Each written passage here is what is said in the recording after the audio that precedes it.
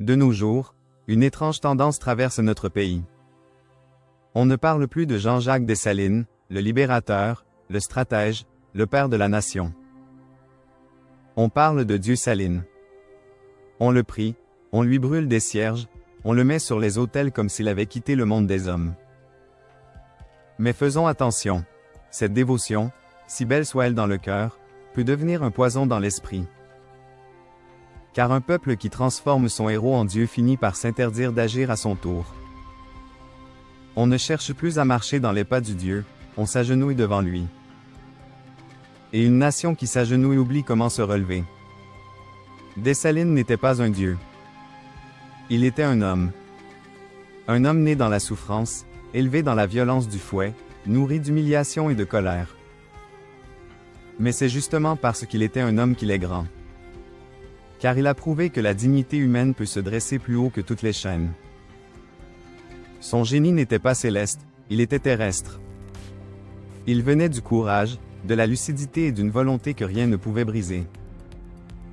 C'est là que réside le miracle de Dessalines, non pas dans la magie, mais dans l'audace. Il a osé croire que l'homme noir pouvait être libre, souverain, maître de son destin, dans un monde qui le condamnait à n'être qu'un esclave. Aujourd'hui, beaucoup le prient. Mais peu essaient de comprendre ce qu'il nous dit encore. Dessalines n'attend pas nos prières. Il attend nos actes. Il nous dit, ne me vénérez pas. Imitez-moi. Surpassez-moi. Continuez ce que j'ai commencé. Car si nous restons dans la vénération, nous resterons dans la dépendance. Le culte sans conscience engendre la stagnation. Et le respect sans imitation n'est qu'un hommage inutile. Dessalines n'a pas fondé une religion. Il a fondé une république. Il n'a pas demandé des temples, mais des écoles. Il n'a pas voulu des prêtres à sa gloire, mais des citoyens dignes de sa victoire. Alors, reconnaissons-le, honorons-le, aimons-le, mais ne l'enfermons pas dans le ciel.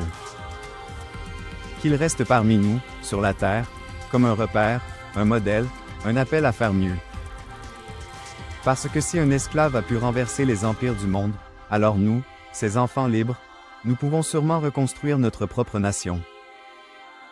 Dessalines n'est pas un dieu. C'est un homme.